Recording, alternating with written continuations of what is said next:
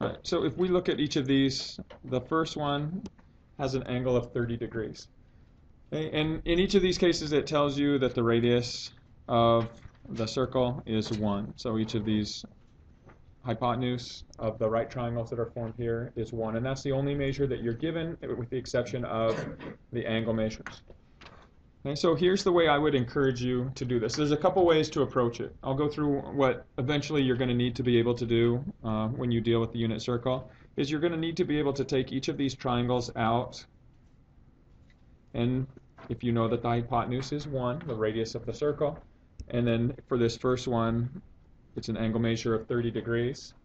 And the relationship that exists here is you have a 30, 60, 90 triangle. So you don't even need to use trig ratios for this, although you can. I'll go through how to do that in just a second. And all you need to do is use the special properties of a 30, 60, 90. Remember, the pattern is x, 2x, x root 3. Okay? And so if you know that the hypotenuse is 1, the side opposite 30 degrees has to be a ratio of 1 to 2 or half of that. So this length here is going to be half of 1, so 1/2. And then the side opposite, the 60 degree angle, is going to be the length opposite 30 degrees times root 3. So it's just going to be 1/2 times root 3, or root 3 over 2. Okay, and so when you plot the coordinates for this, if you were to think of the coordinates for this point, the x coordinate is this distance across here, root 3 over 2. And then the y coordinate is this height here, 1/2. Okay. If you move to this purple triangle, the purple triangle is the exact same triangle just flipped, right? So this is now the 60 degree angle, which makes this one up here 30.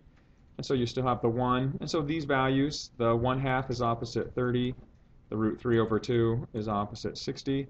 And so when you plot the points for this, the x coordinate is 1/2, the y coordinate is now root 3 over 2. Okay. The final triangle is this 45, 45, 90 triangle. And again, you're given the hypotenuse. Okay. The pattern for this special triangle is x, x, x root 2. And so that's the information you'll use to solve. And so if you remember the shortcut, if you're given the hypotenuse and you want to find what the length of each side is, you simply divide by 2 and multiply by root 2. So you take the value, the hypotenuse, 1, divide by 2, multiply by root 2. So root 2 over 2 is going to be your values for each of those side lengths, which means when you plot the coordinates here, each length is root 2 over 2. Okay, now, what you're going to be doing with this later, it doesn't come into play with what we are doing right now, but when you guys start talking about angles based on rotations on a unit circle, okay, the coordinates that lie on a unit circle are the actual cosine and sine values of the particular central angle. So if I ask you what is the cosine of 30 degrees, it's the x coordinate on this unit circle, root 3 over 2.